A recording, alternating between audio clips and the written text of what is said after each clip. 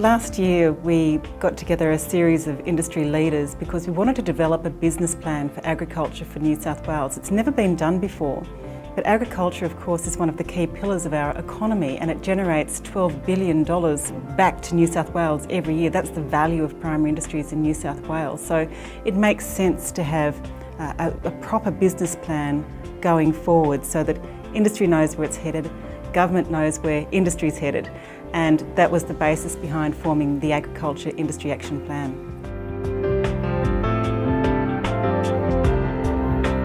Look, it's important to remember that the Agriculture Industry Action Plan is something that's been developed by industry. So what we want to see is profits generated in our farming community. If farmers are generating profits, that's going to attract younger people into our industry, and that's something that we sorely need. So we're looking at generating profits to the tune of an additional 1.5% per year, making sure that we are keeping a positive focus when it comes to agriculture and really tying our economy back into agriculture looking forward too. So these all form the basis for the Agriculture Industry Action Plan. Now, there were 40 recommendations that came to government from industry for the development of this action plan, and I'm very pleased to say that the New South Wales Government has adopted all 40 of those recommendations. So there are 40 recommendations, some of which the government is tasked with actioning, some of which industry is tasked with actioning, and then there are other bodies like the Royal Agricultural Society of New South Wales Farmers, and so on. So what we're going to do is oversight we're going to be the governing body that sort of sees that each recommendation is actioned upon in the next 2 years. We've sort of set ourselves a bit of an implementation plan. So I think it's a new world, and I think instead of this sort of, the government sits here and the industry sits there, we're actually saying, hang on, we actually work together now. And I think for the SME sector, you know, the small and medium enterprises, of which most farms are, there's a really fantastic opportunity to increase diversity and engagement in our business models and to mature and to become a lot more modern. And I think that's what the plan is going to lead us to do. The creation or the start of this was actually some high-level goals laid down by the New South Wales Government in its New South Wales 2021. It talked about growing the gross value production of the primary industries in New South Wales. It talked about growing the export markets for Australian and New South Wales primary producers.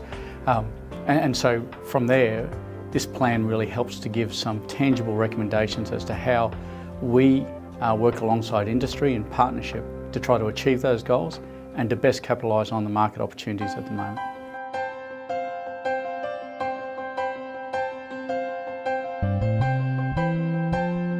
Well, building workforces and driving innovation are two of the key planks within the Agricultural Industry Action Plan. If we've got strong, skilled workforces moving forward, then we'll have greater confidence in the industry, so will the broader community. So that is seen as something that's very, very important. We're in a bit of a game-changing moment because you can look back on the last 30 years and say, in a way, we've just let agriculture hum along. But suddenly we're being more proactive and saying, actually, we're going to plan what we do next. We're going to create a collaboration between industry and government, and we're going to set our sights out to 2021, and in fact, we set our sights to 2030. So in my farm business, my daughter came home on the 1st of July. She's the 5th generation in our farm business. And really this plan is for her and for the next generation. Well, of course, we do need to unlock our global opportunities. There are so many opportunities there, and we've really only just started to latch on to those, if you like. So the Agriculture Industry Action Plan is all about growing locally but distributing globally. So we're doing things at a local level with a view to getting those things exported, particularly into our Asia Pacific markets. So one of the key components of the action plan is really around strengthening our contribution to lifting productivity rates for New South Wales producers. Now obviously that's through innovation and through research and development.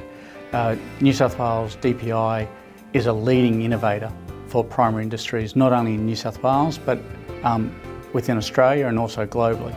We'll be looking to strengthen our hand on that front, to be able to strengthen the contribution that we can make to help farmers with their constant quest for innovation as they seek to become more and more efficient users of the natural resources that go into their production systems. It's quite exciting at the moment, hearing all of the news of new markets opening up and export markets and the focus that's being put on that. And I think we need to be vigilant that we don't drop the ball on other markets and focus wholly on new markets. And that's where putting a plan in place to make sure we go forward as a group is highly important. So, in a nutshell, agriculture now has a business plan, it has a forward vision, and everything that we do as far as policy is concerned at a government level for the agriculture industry will be based on what is in the Agricultural Industry Action Plan.